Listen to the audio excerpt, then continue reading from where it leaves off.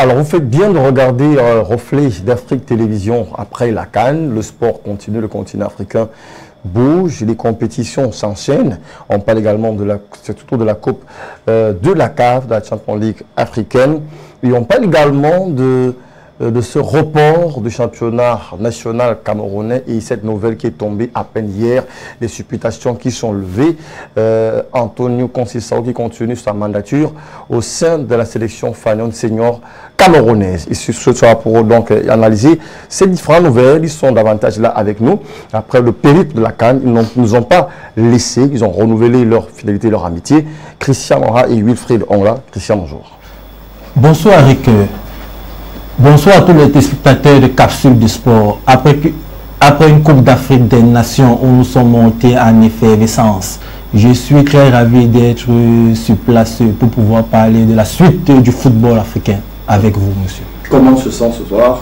Très bien, monsieur Eric. Parce qu'après la CAN, on est très monté, maintenant on se pose un peu. Oui, mais on continue de parler de sport, on continue de parler de football dans la prochaine capsule.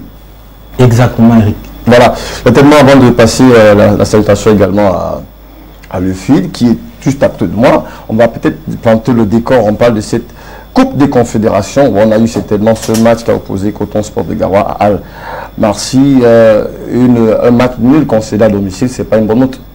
Oui, Eric, bon, il faut rappeler aussi que le football camerounais est à l'image du résultat. Hein. Bon, je n'oserais pas dire ou peut-être prédire que Coton doit son match nul peut-être à l'État ou à la FECAFOOT, pour ne pas dire à la Ligue de football professionnel. Parce qu'il faut le rappeler que le football égyptien est, je crois, déjà à sa 10e ou 9e journée, alors que le football camerounais n'a pas encore débuté. D'où vient cette performance mitigée de la part des poulains de Souleymane. Mais il faut tout de même noter que c'était le premier match.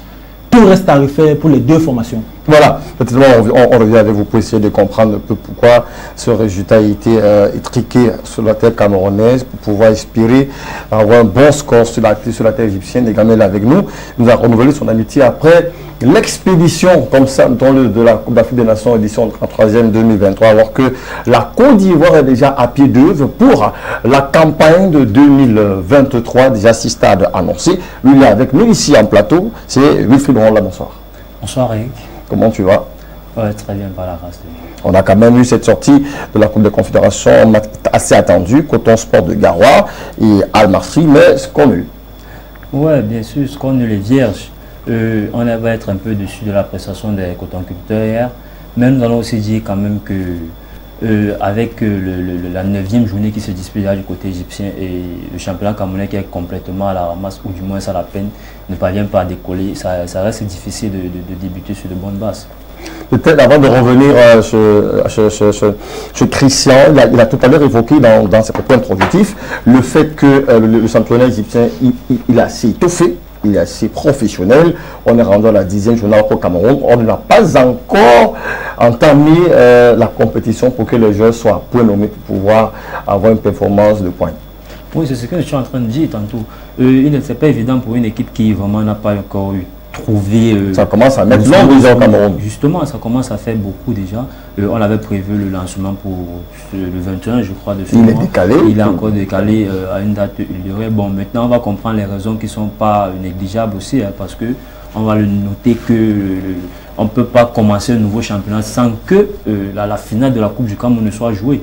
Je pense quand même que c'est de bon augure de lancer d'abord la finale de cette compétition, de cette coupe, avant que de penser au lancement du championnat. Bien que certaines équipes comme Coton Sport va un peu souffrir de cette nouvelle, je pense quand même qu'on n'aura pas d'autre choix que de passer comme ça progressivement.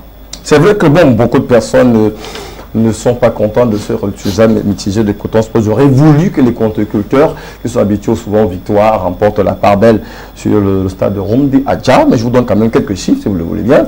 Wilfried, avant de revenir à Christian, on a quand même eu du côté des fils de Garoua 15 tirs en but par rapport à 8.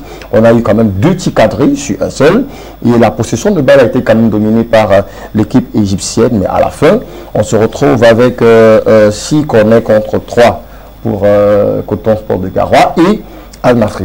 Un match assez dominé quand même par Coton Sport de Garoua. Oui, justement, on se rend tout de suite compte que malgré le fait que les Camerounais, du moins les cotoncutteurs, n'étaient pas à pied vraiment pour faire le meilleur match possible. Ils ont essayé. Ils ont quand même essayé. Ils ont pu même dominer le match à une certaine partie de la période de la rencontre. On pense même qu'à la fin du match, les cotoncutteurs méritaient mieux une victoire qu'un match nul. C'est vrai que c'est un peu difficile. C'est la plus difficile à avaler pour l'encadrement technique de cette jeune équipe. Mais je pense quand même qu'avec le temps, avec les choses qui peut-être pourront se mettre en marche d'ici peu, on verra la meilleure équipe de Coton Sport sur les pelouses camerounaises et africaines. D'accord. Christian aura 76 possessions de balles contre 117 entre Coton Sport et Al-Masri. Qu'est-ce qui n'aurait pas marché pour que finalement les fils de Garoua, du Grand Nord, prennent ces 3 points? Oui, Eric, si vous vous rappelez très bien, moi je suis un homme dans des situations footballistiques. Je le dis ici souvent que Diego Armando Maradona disait arriver dans la surface et ne pas pouvoir tirer, c'est comme danser avec sa soeur. Donc, non, redis-lui un peu. Arriver dans la surface et ne pas pouvoir tirer au but, c'est comme danser avec sa soeur, sa propre soeur. Voilà. Donc, c'est pour revenir au match de Coton Sport de Garoua hier. On a vu des Camilo Daouda arriver dans la surface, ne pas pouvoir faire le dernier geste. Bon, il faut aussi noter que les joueurs de Coton Sport n'étaient pas en jambes, tactiquement, physiquement. On ne le dira jamais assez ici que les entraîneurs... Ils ont quand même eu un repos pendant la CAN, mais qu'est-ce qui explique maintenant qu'ils soient en méforme pendant ces compétitions-ci? Oui, Eric. On ne le dira jamais assez, c'est que les entraînements ne suffisent pas. Il vous faut des matchs. Il vous faut des matchs de compétition. Okay. Parce que Coton en a joué des matchs amicaux. Mais un match amical ne viendra jamais remplacer un match de compétition. Comparé à son adversaire qui est à sa 8e ou 9e journée au championnat égyptien. Alors, on connaît tous à quel niveau le championnat égyptien est l'un, pour ne pas dire le meilleur championnat en Afrique. Donc déjà, moi, cette performance ne me surprend pas. Mais elle déçoit plutôt les Camerounais qui auraient aimé que Coton Sport s'en sort avec une nette victoire, surtout à domicile.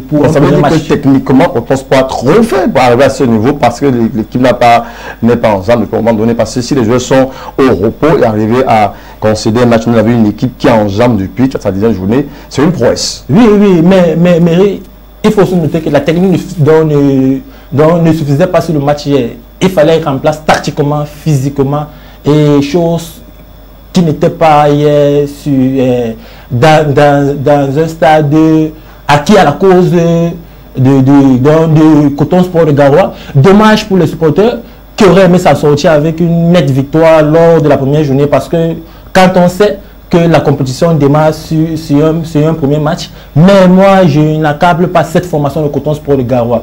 Il faut quand même noter qu'elles étaient en face d'une formation exceptionnelle. Voilà, donc... Et là, on a l'impression, quand on vous écoute, que vous faites un petit coup de gueule aux instances dirigeants du football camerounais, surtout sur le plan local, d'organiser rapidement les championnats. Oui. Parce qu'on ne peut pas prendre des joueurs qui sont pas en jambes. Oui, exactement, Eric, c'est impossible, c'est impossible. On ne peut pas prétendre gagner une compétition qui est à la Coupe de la CAF quand on n'a pas encore débuté un championnat. Ça s'est joué sur nous en demi-finale de la Coupe de la CAF l'année passée avec Coton Sport. Et si vous voyez les ambitions de ce club, d'ailleurs le directeur général de Coton l'a rappelé avant que la CAF ne commence que ils ont l'ambition d'aller plus loin que l'année passée. Ça veut dire quoi? D'aller en finale ou de remporter la compétition. Chose impossible si on n'a pas encore débuté un championnat. Là déjà c'est comme si Coton était défavorisé par rapport aux autres clubs qui sont assez préparés. Voilà. Donc, ceux qui ont bien les oreilles pour entendre qu'on a coutume de dire dans nos rendez-vous sportifs, entendent, c'est que les chroniqueurs et les penseurs du sport disent à l'endroit des professionnels pour que les performances camerounaises vraiment reluisent de leur au blason. On va parler également d'une autre rencontre, sauf si Wilfried m'a dit sur cette question-là également. Tout simplement, on va revenir peut-être sur cette rencontre par rapport à son adversaire. L'adversaire peut-être qu'est Al-Masri qui a pris aussi un point, un très bon point, parce que prendre un point à l'extérieur, c'est déjà un bon avantage. Ça compte énormément. Et c'est compté comme un échec pour le Coton. Justement, et quand on regarde que les adversaires directs du Coton Sport, c'est le tout-puissant Mazembe, quand même, qui est vraiment Corias, qui a été retirée de la Champions League qu'elle a l'habitude de disputer toutes les années.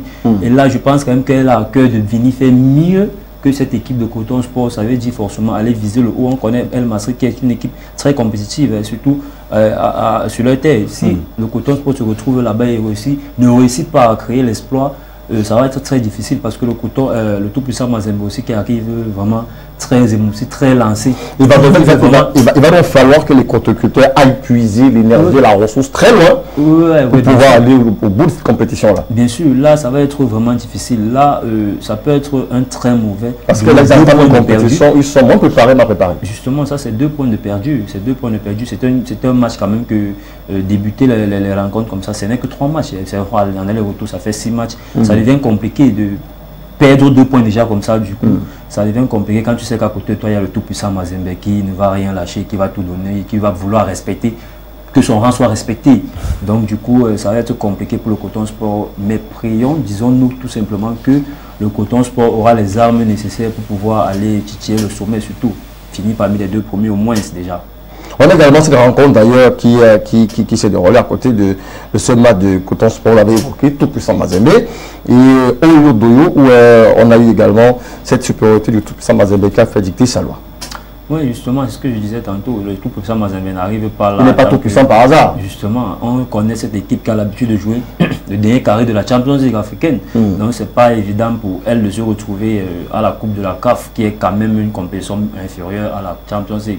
Donc, ce qui veut dire qu'aujourd'hui, étant donné qu'elle se retrouve là, elle voudra faire respecter son rang. Elle voudra tout donner, tout montrer et dire qu'ok, à ses fans, à ses supporters, que ok, nous nous retrouvons ici, mais nous ferons mieux de la remporter au moins pour apaiser vos cœurs. Donc, ce qui veut dire que le Coton Sport aujourd'hui se retrouve dans une situation très difficile. Il va falloir vite remonter les bretelles et aller à fond très vite. Il va falloir vite remonter les bretelles et aller à fond, puiser dans ses tripes, dans son âme. Et voilà que dans cette rencontre, Christian Topusa Mazembe et Oyo Doyo, on a quand même eu ce duel où on est à 83% contre 73% de possession des balles. On a l'impression que bon, le Topusa Mazembe n'a pas beaucoup inquiété l'équipe AVES. Oui, Eric, il faut rappeler que le Topusa Mazembe est à l'image de son football local. Vous voyez, le Topusa Mazembe connaît de nombreux problèmes depuis des années. Oui.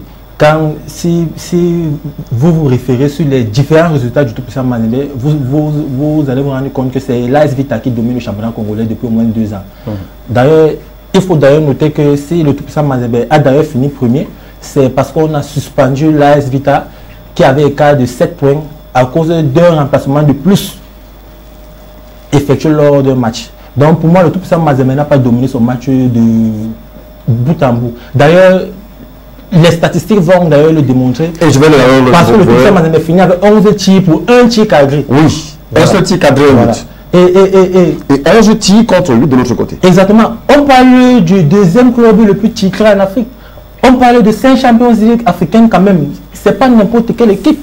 En principe, quand vous jouez une compétition qui est inférieure à la compétition à laquelle vous avez l'habitude de jouer, vous avez le devoir de dicter votre loi, d'imposer votre jeu, de vous créer des situations de but. Chose que moi, je n'ai pas vu hier. Bon, ça reste tout de même le premier match de la compétition. Hein. Donc, les chiffres vont en droit de la rue parce qu'il se trouve qu'au final, tout le temps, sort avec 3 cartons jaunes contre un seul. Là, on va prendre le discipline encore. Exactement.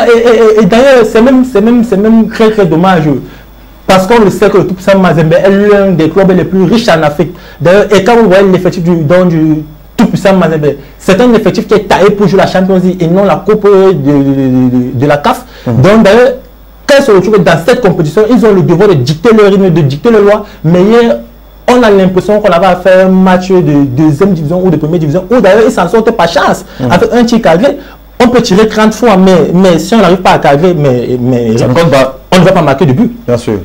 Donc qu'est-ce que dans le Tout-Puissant Mazembe, Christian n'aurait pas bien compris dans cette rencontre pour aller au-delà du score qu'il a réalisé? Parce que quand même avoir 11 tirs et un seul, ça pose un problème. Oui. D'ailleurs, il faut se créer. On a l'impression que l'attaque n'est pas pronommée quand même. Non, je ne... 11 tirs de but, on finit par cadrer un seul. Oui.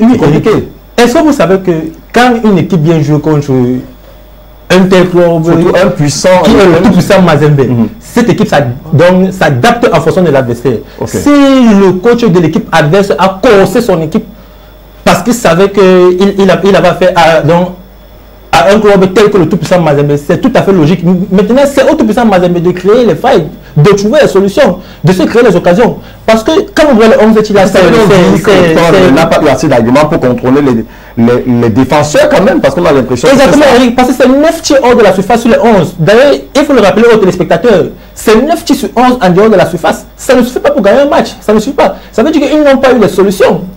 Ils s'en sortent seulement par un coup de chance. D'accord, bon. Est-ce que c'est un coup de chance ou alors c'est une technique de jeu? Je crois que Wilfried à son mot a dit, parce qu'il a réagi dans le dos. Un coup de chance, je ne pense pas que ce soit un coup de chance. Le football, on a quand même vu que Tout-Puissant Mazembe a dominé quand même ce match, même si la domination n'était pas très large. On voit quand même que le Tout-Puissant Mazembe était une fois un peu un cran au-dessus. Comme il le disait tantôt, c'est que quand une équipe comme le Tout-Puissant... mais il a quand même fait 20 fautes. Oui, justement. Beaucoup de fautes dans cette rencontre. C'est ce que je dis. En fait, on voit tout de suite beaucoup d'engagement et beaucoup d'envie de la part de ces joueurs Tout-Puissant Mazembe. Cette équipe avait beaucoup d'envie, avait besoin d'aller faire très vite mal à l'adversaire. C'est pourquoi il y avait trop d'intensité dans le jeu. Maintenant, quand tu es face à une équipe inférieur que toi qui arrive quand même contre un Tout-Puissant Mazembe. Mais qui dit une équipe qui est inférieure? Parce que ça, est-ce que... Non, effectivement. Je ne pense pas que l'équipe de l'eau est venue en tant que... Vous savez, non, personne ne peut venir jouer une compétition comme celle-ci en tant que victime résignée, c'est vrai. Mais maintenant, c'est quand même qu'il y a un rang au-dessus de l'autre, qui est devant l'autre. Le Tout-Puissant Mazembe, c'est quand même la deuxième équipe la plus titrée du continent. Bon, sauf que, on va pas quand même se dire dans le cas des vestiaires, il y a quelques jours, on a eu ce même licence. C'est ce qu'on dit toujours, c'est vrai. L'Égypte était assez favori, mais il s'est fait correctement laminer par le Sénégal. C'est ce qu'on disait tantôt, que c'est possible que le petit, en fait, le plus petit que toi te batte. Mais il est indéniable. On ne peut pas refuser le fait que quand deux équipes arrivent, c'est pourquoi il y a un favori, il y a un outsider. D'accord. C'est parce qu'il y a une équipe qui va favori par rapport à l'autre. Donc on l'a tout de suite, on voit une équipe qui est arrivée avec beaucoup d'envie, beaucoup de détermination, qui a essayé aussi de faire mal à cette équipe de Tout-Puissant Mazembe, parce que on ne va jamais l'oublier. Ça c'est clair. Le Tout-Puissant Mazembe est au-dessus de cette équipe. Et dans ce groupe C, qui est favori? Dans ce groupe, c'est le Tout-Puissant Mazembe va favori, c'est clair. C'est pourquoi on le dit que le Tout-Puissant Mazembe, c'est la deuxième meilleure équipe dans le continent africain, ça c'est clair. Le Tout-Puissant Mazembe va favori dans ce groupe. C'est pourquoi je m'inquiète un peu pour l'équipe du Coton Sport. Parce que là, si le Tout-Puissant Mazembe a une difficulté aujourd'hui à lancer peut-être sa compétition, mais parvient tout de même à faire 1-0, à prendre 3 points, ça devient compliqué. Ça devient compliqué. Dis-toi que si cette équipe se remet vraiment dans ses standards habituels, qu'est-ce qui se passera? Est-ce que le Coton Sport aura le cran de revenir vite rivaliser? En tout cas, c'est ce qu'on lui souhaite. Ce qu'on lui souhaite, qu'ils reviennent rapidement et viennent à rassurer ses nombreux fans, parce qu'il faut dire qu'ils n'ont pas bien dormi dans la journée d'hier. Oui. Bon, moi, on ne va pas se mentir. J'ai confiance à cette équipe de Coton Sport qui va lever la tête. Là-bas, on n'a aucun doute sur ça. Ils vont se relever, ils gagneront leur deuxième match. Mais il faut rappeler d'ailleurs, comme Wilfried le disait, Tout-Puissant Mazembe pas largement favori de cette poule, pour ne pas dire favori de la compétition. D'accord. En tout cas, on va également s'intéresser à une autre compétition qui est en cours. Et donc, 3 matchs ont été disputés pendant que au Cameroun, la jeunesse était en train d'observer sa fête nationale. On parle également de la Ligue des champions africaine, quelques rencontres qui ont jalonné ce 11 février 2022. On a eu son Sundown contre Al Hilal, qui dame le flanc Al Hilal sur le score de 1-0, je ne sais pas si je prononce bien. On a Étoile du Sahel également qui a fait un match nul, c'était le seul match nul de cette journée-là. Et j'ai envie de poser la question certainement à Christian, parce que Sundown est une belle équipe qui s'inscrit dans cette Ligue des Champions. Mais Eric, est-ce que vous connaissez cette équipe de Sundown? C'est le club du président de la CAF. Bien entendu. Voilà. Il faut le a suivi des commentaires quand même sur la toile. Voilà. Par rapport exactement. À cela. C'est l'un des clubs les plus riches en Afrique. Il ne pouvait ne pas perdre dans la Ligue des Champions. Et quand vous voyez son championnat, vraiment, c'est à l'image du championnat allemand. Ils sont leaders avec plus de 14 points d'avance sur le deuxième. Donc, franchement, ils n'ont même pas de rival sur le territoire sud-africain. Est-ce que ça veut dire que, bon, techniquement, le niveau est dépassé? Techniquement, ils sont en place. techniquement, tactiquement, c'est une très belle équipe. Moi d'ailleurs, moi qui ai vu tout le match, je suis d'ailleurs très surpris du résultat parce que ça ne... à 0 quand même. Oui, parce que ça ne fait pas la philosophie du match. Qu'est-ce qui se doit passer? Il devait gagner 3 à 4-0 si les avances étaient plus réalistes. Donc pour moi, je n'ai rien à dire sur cette formation de Sandona, qu'il faut d'ailleurs attendre pour la suite de la compétition parce qu'ils auront leur mot à dire, Eric. D'accord. Très très belle formation d'ailleurs. Voilà, Wilfried, on a Sandona qui développe un football assez intéressant, mais à un moment donné, qui ne concrétise pas. Est-ce que c'est trop de zèle ou alors c'est trop de distraction? Pas trop de zèle, pas trop de zèle. Le football africain, c'est un football assez compliqué, assez coriace, assez disputé. On l'a vu avec la CAN qui a été organisée. Tu viens favori, il est difficile pour toi de battre une équipe de 3-0. C'est très compliqué. Donc, du coup, c'est vrai que c'est une équipe qui a été favori dans ce match. C'est une équipe qu'on attendait voir 1-2, 3-0 quand même. Mais c'est pas ça le football africain, surtout les débuts de compétition. Moi, on a l'impression que depuis un moment donné, selon les lectures que nous faisons sur ces plateaux, que ce soit dans le cadre des vestiaires ou alors dans le sport actuellement, le football africain est en train de prendre d'autres tendances. Et aujourd'hui, on ne peut pas se payer la peau de quelqu'un dans la peau de nous sans la tuer. C'est ce que je disais tantôt. C'est pas évident aujourd'hui de se mettre là. C'est vrai qu'on va toujours noter un favori dans tous les matchs. On va toujours noter un favori dans la compétition. C'est dans cette rencontre, on a été largement favori, mais le score reste très serré. Justement, mais il sera difficile de voir celui qui va forcément remporter la compétition ou encore celui qui va remporter le match. Les matchs sont très difficiles en Afrique. Les matchs sont très compliqués. C'est vrai, tu vas venir avec un système de jeu. Comme à l'image des débuts de compétition, surtout africaine, on a vu avec la CAN aussi. C'est compliqué, chacun est sur sa réserve, chacun veut un peu moins sortir, du coup ça rend les matchs très difficiles. Oui, mais ça n'a quand même empêché Wilfried à Espérance de Tunis Christian de l'amener sérieusement faire l'adversaire sur le score 4-0. Oui, peut-être c'est aussi une question de niveau aussi, ou d'adversaire. Ce n'est pas forcément les mêmes adversaires qu'on rencontre. Tu peux rencontrer un adversaire qui est peut-être moins serein, du moins plus serein que l'autre, ou encore qui referme très vite des lignes, qui accepte de subir et referme. Il y a d'autres adversaires qui acceptent de jouer, faire du jeu et tout. Et peut-être Espagne et Tunis aussi, c'est une équipe qui est assez rodée aujourd'hui. Est-ce que ça veut dire quelque part qu'aujourd'hui le football n'est pas seulement une affaire de technicité, c'est d'abord une affaire de science? On passe le ballon, on le joue au niveau du moral. D'abord, le football africain surtout, il est au niveau du moral d'abord. Et quand pour cette question, je peux percevoir et sentir Christian, c'est un peu de sourire. Justement, c'est logique. Le football en Afrique, c'est très compliqué. Le football en Afrique, c'est... Ça veut dire qu'on a dépassé le niveau du ballon traditionnel, il fallait tout de suite aller à l'action. Parce qu'on a quand même reconnu au Camerounais ce type de jeu. Pendant un moment donné, il fallait tout de suite être robuste. Voilà. Aujourd'hui, on a l'impression que c'est beaucoup plus une affaire de réflexion. C'est une affaire de réflexion, c'est une affaire, en fait, c'est pas de réflexion, c'est une affaire tactique. C'est une affaire le football n'est plus savoir manier le ballon, c'est vrai, c'est important. Mais il faut savoir influencer psychologiquement ton adversaire. Justement, psychologiquement, si tu as un adversaire qui est un peu faible que toi dans la tête, du coup, il va perdre le match. On l'a vu, on le vit tous les jours, surtout en Afrique, on le vit tous les jours, toutes les compétitions africaines. On ne va pas faire le parallèle entre Sundowns et Esperance de Tunis, bien que ce soit deux grandes équipes. C'est quand même Esperance de Tunis, par rapport à l'adversaire du jour, qui a peut-être eu envie de faire plus de jeu, qui a eu envie de faire plus de montrer plus de choses que Sundowns, que les autres adversaires. Donc du coup, on va pas comparer les deux rencontres, ces deux rencontres très différentes. Toujours est-il, c'est le moment de passer la parole à Christian. Même le Raja de Casablanca n'a pas eu un score assez pompeux. Oui, je vais revenir sur ce que Wilfried disait. Le football africain de nos jours devient de plus en plus mental. L'activité mentale. Psychologique. Oui. Et d'ailleurs, il faut relever la très grande performance des clubs algériens. Oui. Qui ont une longueur d'avance. Vraiment, moi, je ne sais même pas pourquoi ils sont encore dans les championnats africains. Parce que ils ont un très beau football. Ils pourraient disputer tout de suite les championnats européens. Je vais européens. prendre l'exemple du match Aroya contre... il y avait un club égyptien qui jouait contre Aroya, là, s'il vous plaît. Aroya, excusez-moi. Espérance de Certif. Voilà, Certif. Regardez un peu. Moi, quand je parle du football africain, j'aime faire le football comparé.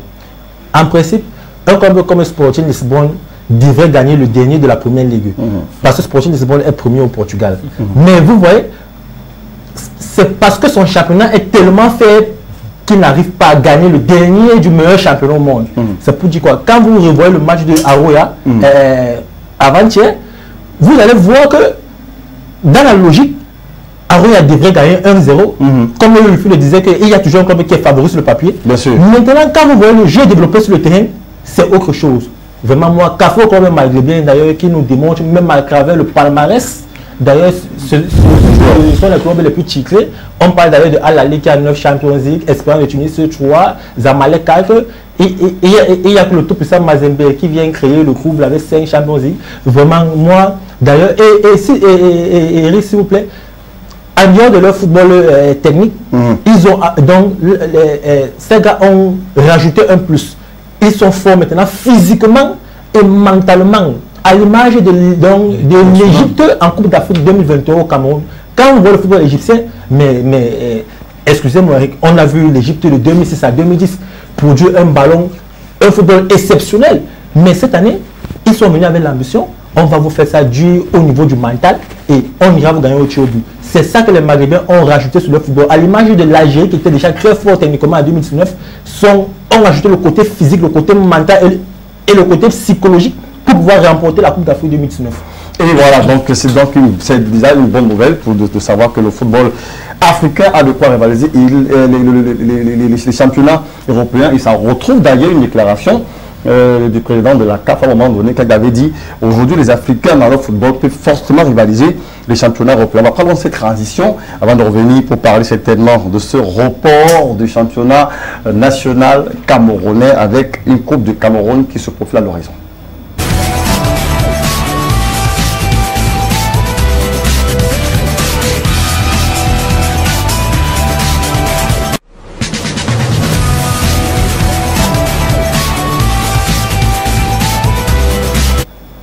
De retour donc sur ce plateau de Capsule du Sport. Faites bien de nous écouter, de nous suivre, de nous regarder sur Reflet d'Afrique Télévision. Nous avons à l'entame de cette émission mis en phase sur la Coupe de la CAF, par la suite la Ligue des Champions. Et maintenant, nous parlons de ces multiples reports des championnats locaux au Cameroun. Beaucoup de joueurs qui commencent à ne pas jouer, ça crée des imperformances. On devrait commencer certainement ce championnat. Dans ces jours, il a encore reporté Wilfried Ronga pour une prise supposée Coupe d'Afrique des Nations, Coupe du Cameroun, pardon, qui se profile à l'horizon.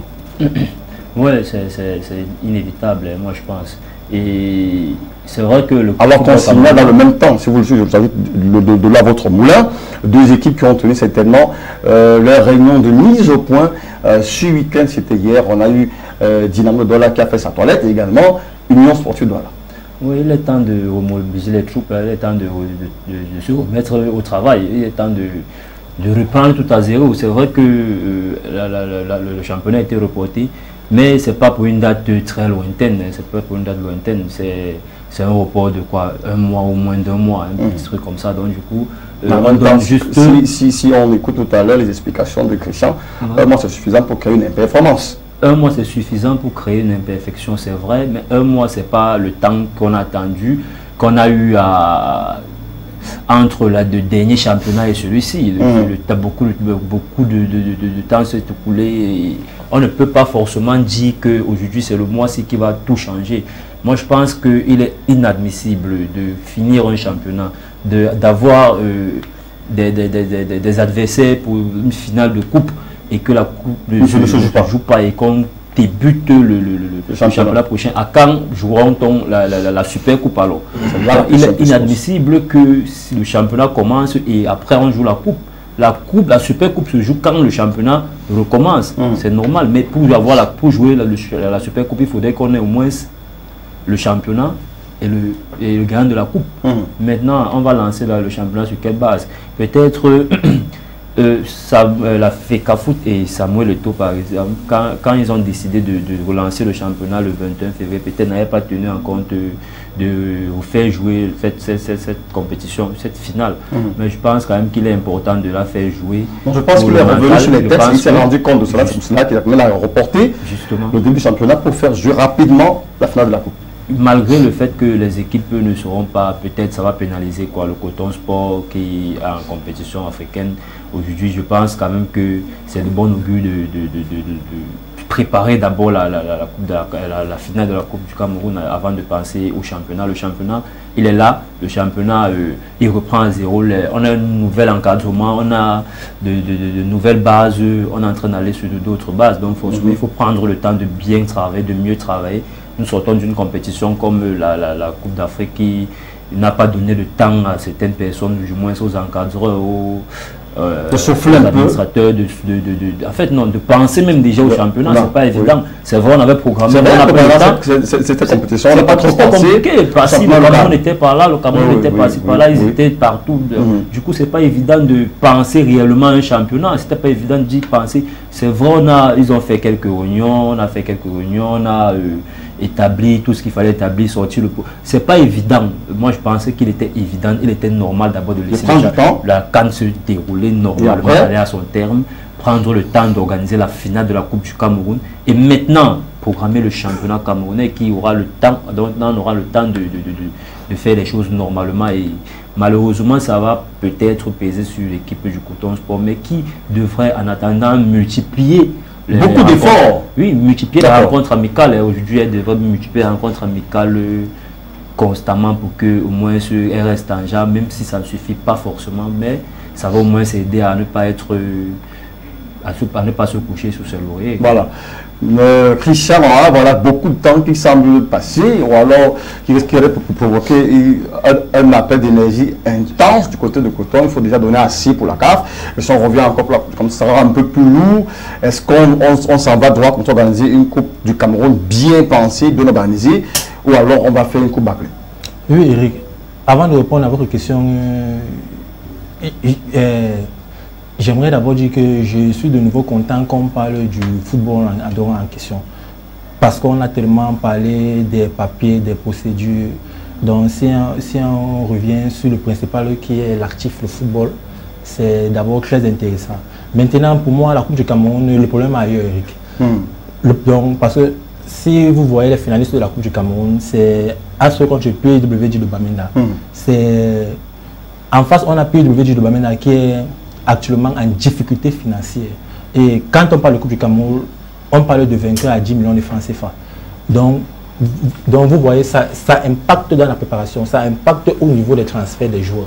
Vous voyez, malgré les subventions données par la FECAFOOT ou par le gouvernement, il y a certains présidents qui aimeraient faire signer des joueurs de renom ou à la prime de signature, on pourrait avoir les 5 millions, voire les 4 millions. Donc pour moi, je trouve que ce problème de report, pour motif de la Coupe du Cameroun, c'est ailleurs, c'est pas sur la finale. Bon, maintenant... Mais la question se pose donc, est-ce que donc, on doit avoir une finale digne de ce nom? Parce qu'on a une équipe qui n'a pas déjà le moral assis à guérir pour disputer cette coupe-là. Oui, bien sûr, bien sûr, bien sûr. Il faut rappeler que Eric, le président de la FECAFOOT a redonné beaucoup d'envie à ceux qu'il avait déjà perdus.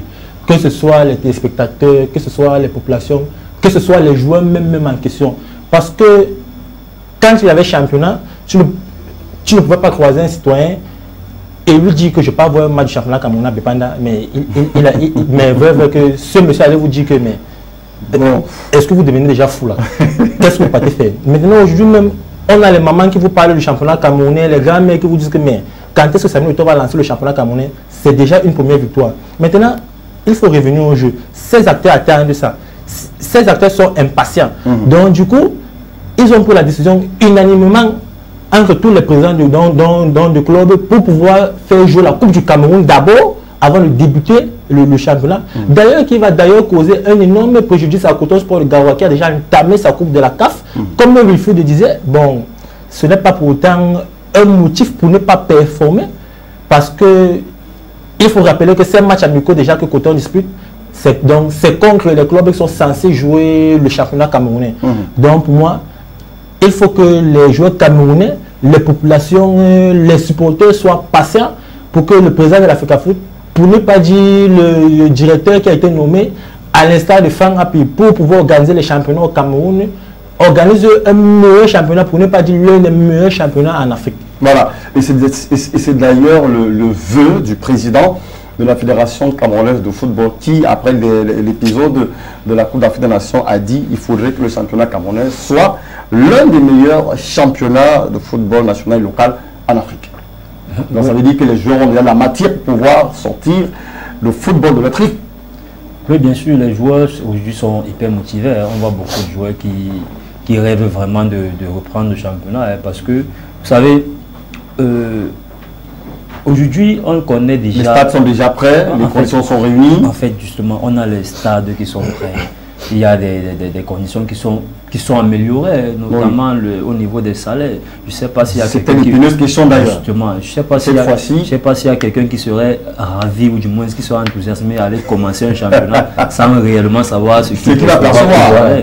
Donc aujourd'hui, quand même, tout le monde s'attend à ce que le championnat reprenne très rapidement. Tout le monde est impatient de voir le championnat se jouer. Les footballeurs sont les premiers, parce que nous, peut-être, les admirateurs du football camerounais ne pensent pas forcément comme eux, parce qu'ils ne vivent pas la réalité qu'eux ils vivent. Eux, la réalité, c'est tout autre chose. Elle est difficile, hein.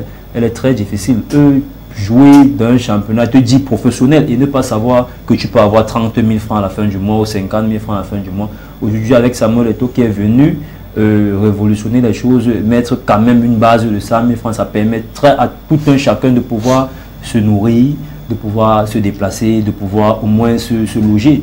Donc du coup, aujourd'hui, on ne pourra pas dire que le championnat sera anodin. Le championnat, quand même, moi je pense que sera plus relevé cette année. Le championnat sera plus compétitif et beaucoup seront fiers de reprendre le chemin de terrain. Est-ce que ça veut dire que Samuel Eto'o certainement a marqué sa deuxième victoire récemment après la CAN?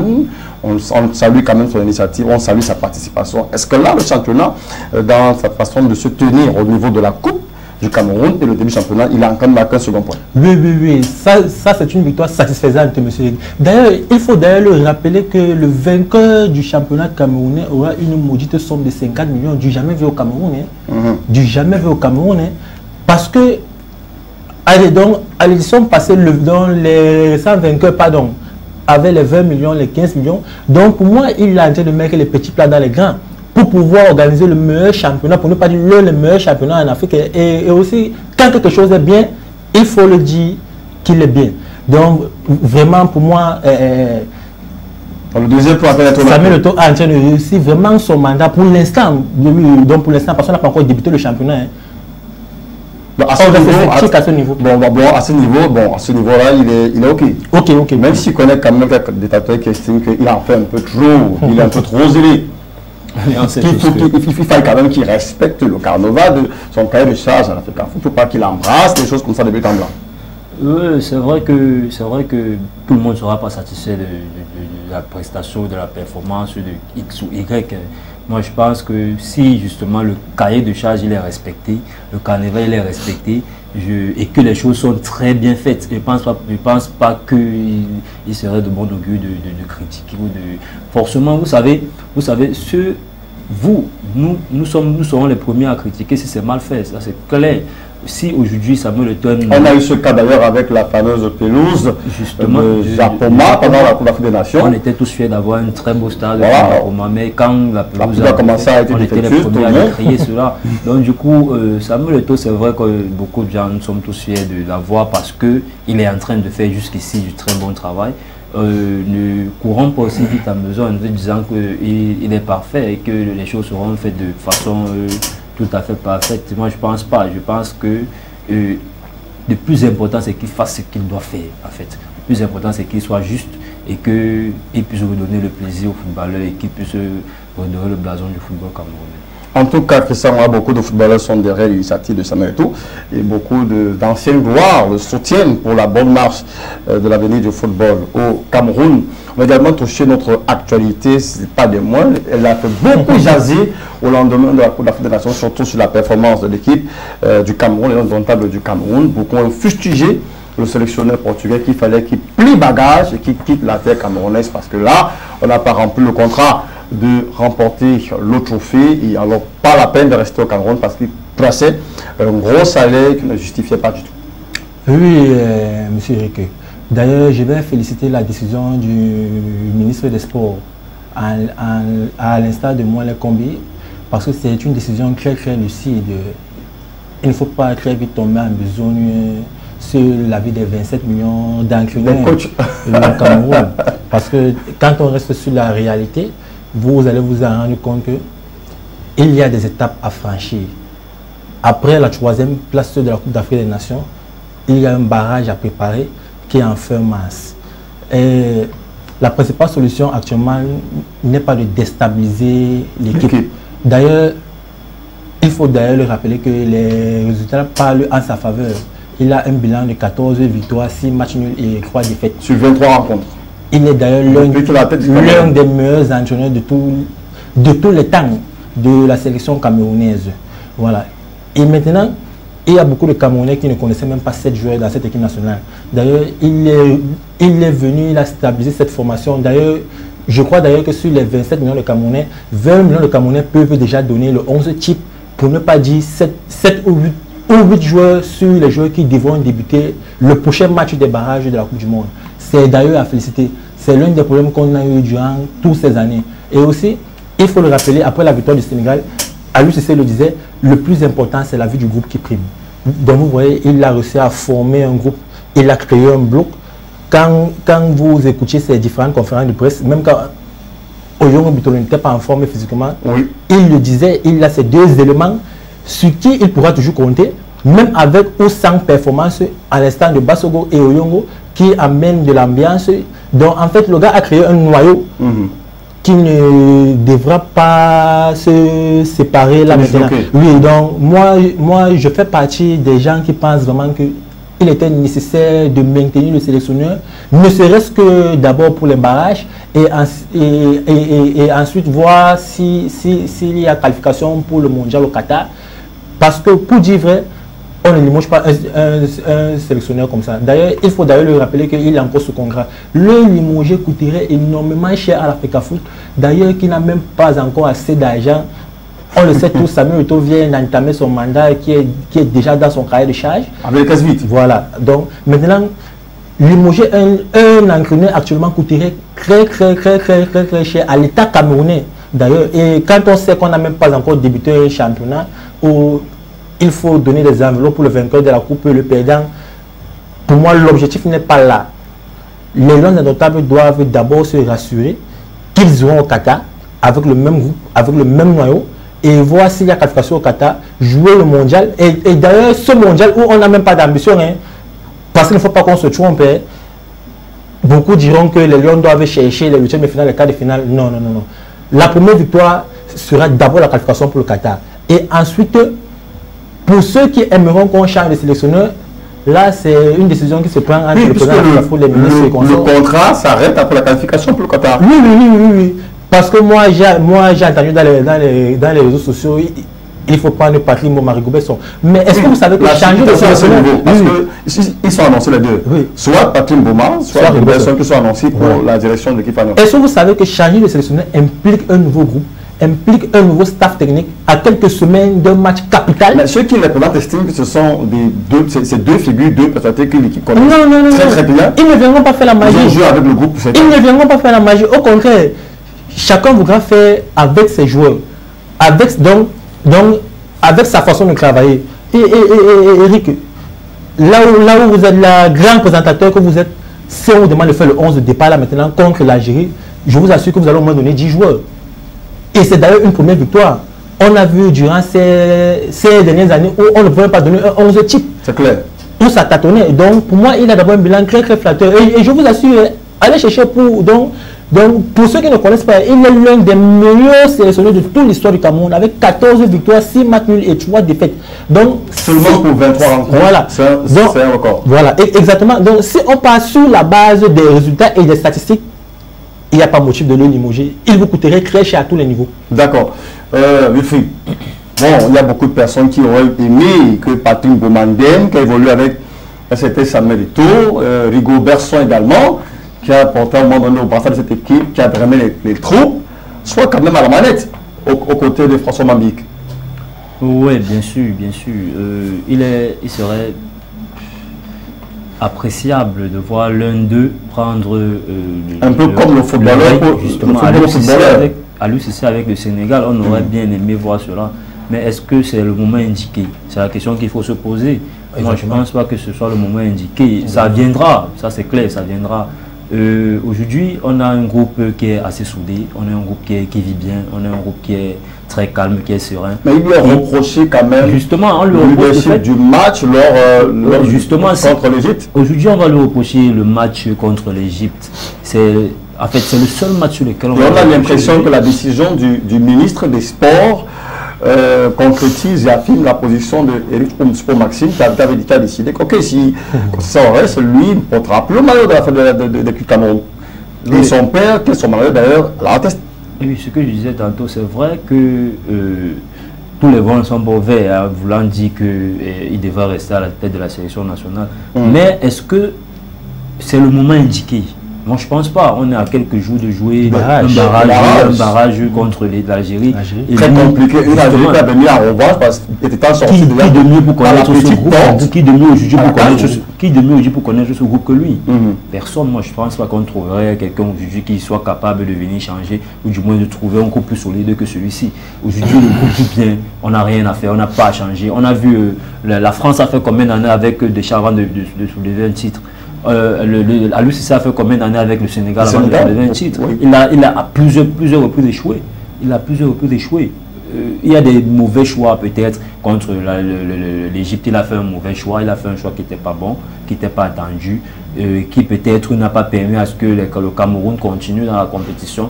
Mais c'est une erreur qu'il peut apprendre. Il peut apprendre de cette erreur et faire mieux prochainement. Pourquoi ne pas lui donner cette chance-là aujourd'hui? Moi, je pense que on a ce problème au Cameroun, c'est qu'on ne parvient pas à fédérer un groupe.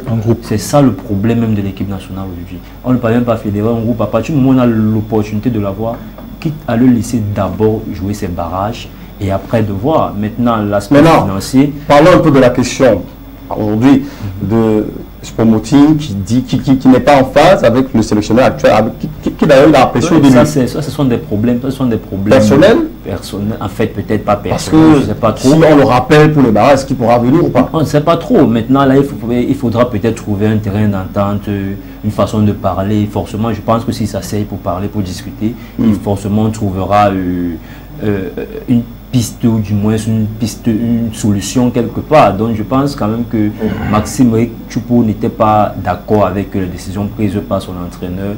Il a exprimé son ras-le-bol, il a montré aux yeux du monde qu'il n'est pas content, il n'a pas été content de cette CAN. Il était là, match plutôt justement, parce que de cette CAN, parce que c'est pas de Maxime depuis le début, il n'était pas titulaire, il a été titulaire une seule fois dans cette CAN. Et maintenant cette rencontre où le Cameroun peinait vraiment, ou peut-être qu'il avait envie de donner ou d'aider son équipe, il n'a pas été aligné, même en remplaçant, il n'a pas été. Oui, justement, c'est normal de ressentir cette frustration. On l'a vu avec de grands joueurs, on l'a vu avec peut-être même Albert Roger Mila qui à un moment donné avait pris sa retraite internationale à l'équipe nationale. Mais quand on a refait appel à lui, tu mets tout ton ego de côté et tu peux te permettre de revenir, ça arrive. Tout le monde, tu peux être frustré après une compétition, tu décides de prendre, on l'a vu avec même les plus grands joueurs du monde, Lionel Messi l'a fait avec l'Argentine, il a décidé de prendre sa retraite. Mais après tu reviens à tes sentiments et tu décides de revenir si c'est que besoin y est. Maintenant, je me pose la question de savoir, bon, le côté financier aussi, c'est vrai que c'est un aspect à ne pas négliger parce que on sait quand même que Conceição était à quelques mois de la fin de son contrat. Le Limoges aujourd'hui là est lui verser cette somme, c'est quand même. Quand on connaît que très souvent le Cameroun a eu ce problème de régler ses factures avec ses sélectionneurs. On est souvent avec Hugo Boss qui demandait qu'on le paye. Justement, le problème maintenant c'est au niveau de. Le problème maintenant c'est au niveau de.